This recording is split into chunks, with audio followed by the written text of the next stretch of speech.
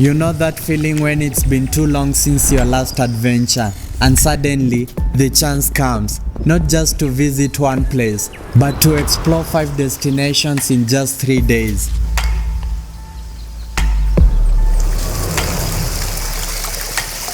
That was our journey from the buzzing streets of Nairobi all the way into the magical lands of Naivasha.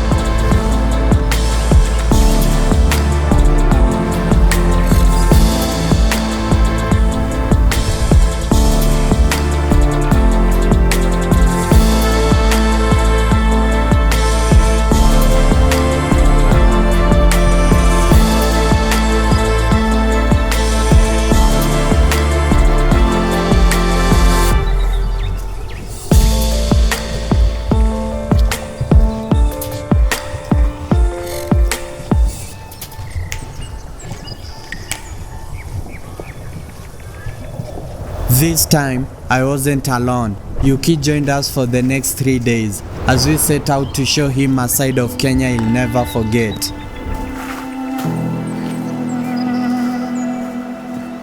And trust me, I had been planning this for weeks, researching, strategizing, making sure that every stop on this trip will leave an impression.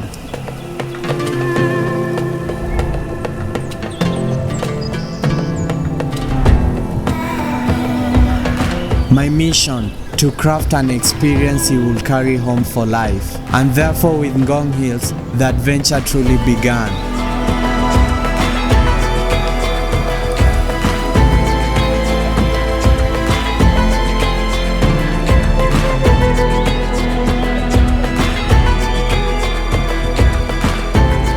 Ngong Hills rides like knuckles along the edge of the Great Rift Valley, only 40 minutes from Nairobi, yet it feels like stepping into another world.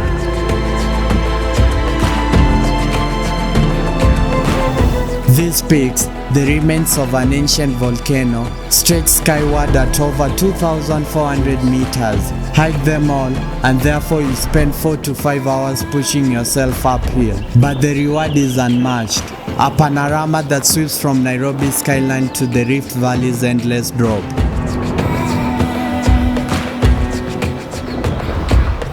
For us, the challenge wasn't just the climb. We managed only 4 peaks before the storm caught us, but in a way, that was part of the magic.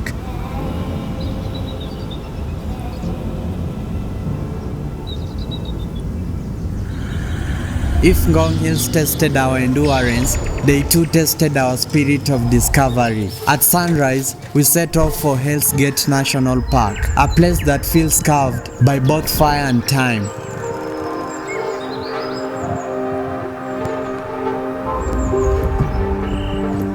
At Fisher's Tower, we met hyraxes, tiny furry creatures that surprisingly are the closest relatives to elephants.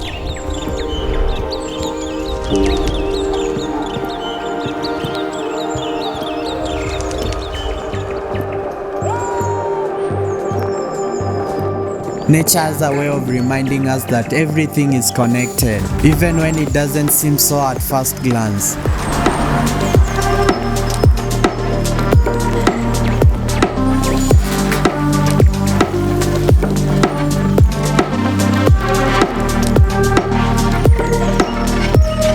Hell's Gate is also a sanctuary for over 100 bird species, from the soaring vultures to the striking ogre buzzard.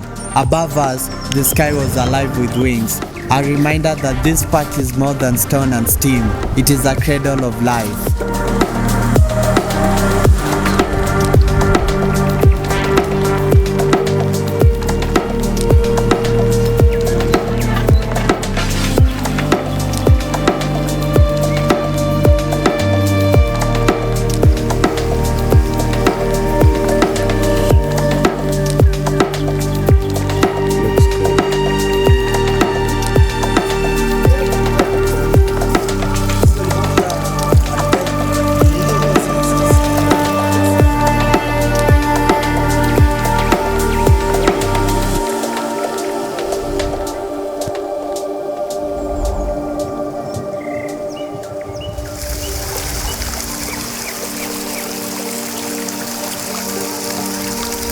From the canyons of Hell's Gate, our path led us to water, Lake Naivasha, a freshwater jewel in the Rift Valley.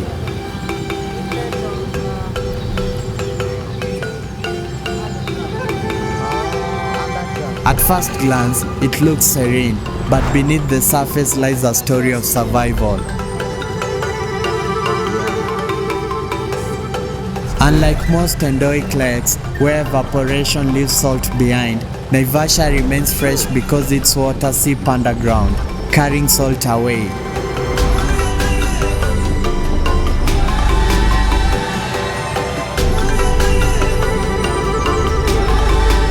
One eagle dove, talons outstretched, snatching a fish in a single ruthless strike. The power of survival on display, raw and unfiltered.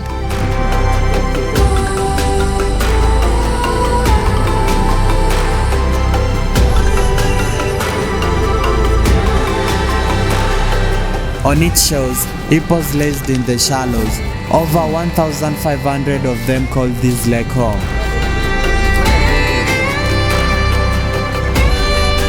Naivasha isn't just wildlife, it's life itself. These lakes fuels Kenya floriculture industry, sending roses across the globe.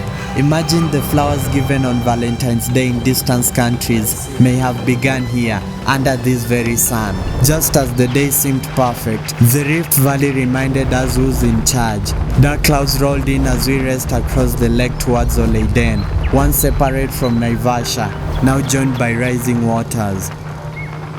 On the shore, we saw a hidden hotel with views of both Naivasha's sunrise and Oleiden's sunset. It was a place to dream, a reminder that even in uncertainty, beauty often waits just beyond the storm. Waves slapped the boat, rain threatened, and for a moment, it felt like the adventure might end abruptly. But fortune favored us. The storm shifted, passing us by, leaving behind nothing but the thrill of having faced it.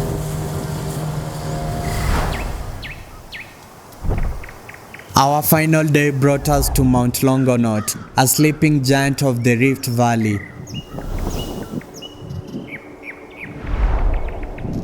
Its name, from the Maasai word Olonongot, means mountain of many spurs, and as we hiked, we understood why.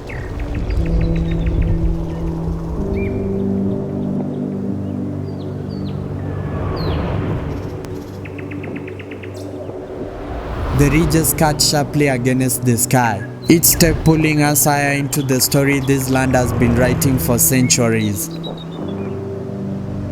The climb was demanding, but with every switchback, the views widened.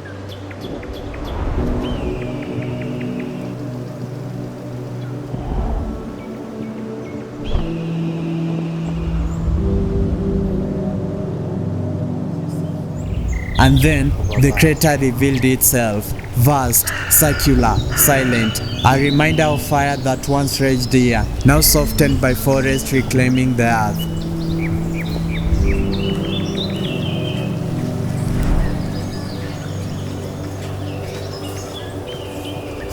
Yuki looked at me and said, "Let's go around the rim." 7 kilometers of rugged trails stood before us. My body protested, but my heart said yes, because sometimes the hardest parts are the ones that give us the clearest view.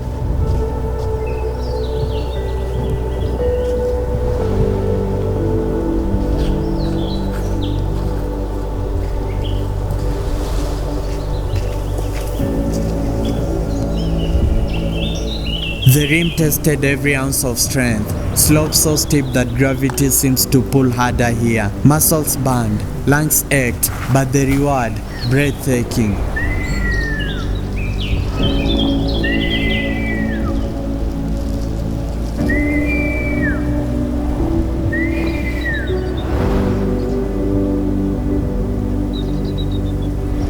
From the summit, the world stretched in every direction, Rift Valley ridges, the crater's depths. It felt like the mountain itself was speaking. Beauty comes not at the start, but at the summit, after struggle.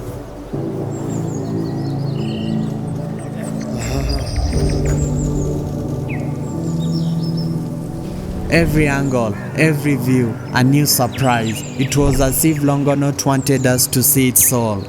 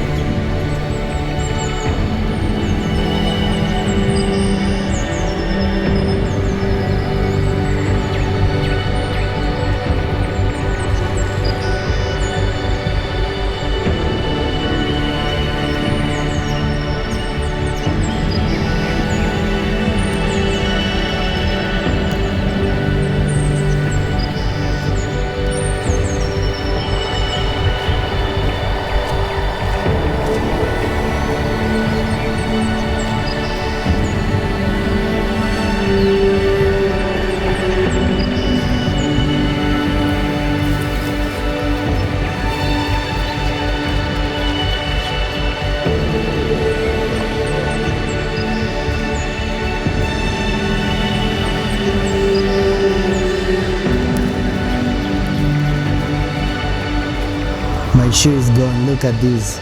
It's a fish. Shish, shish, shish. Yeah, look at this beautiful view. You have been hiking all around the crater. You can't see the summit, but you'll see it. I've never done a hike like this in my entire life, and it's so great. Yuki has just left me so far away. I believe you're enjoying the video so far, though there have not been so much details, or I should call it error. This is amazing. Just look at the view. It's so cool. I'm at Mount Longonot. Yeah, this hike is fantastic. Climax, right? Yeah, peace out. The journey had come full circle, from the windswept peaks of Ngong to the steaming gorges of Hell's Gate to the waters of Naivasha, and finally this towering volcano. And in that moment, one truth echoed: perseverance is the key to every adventure.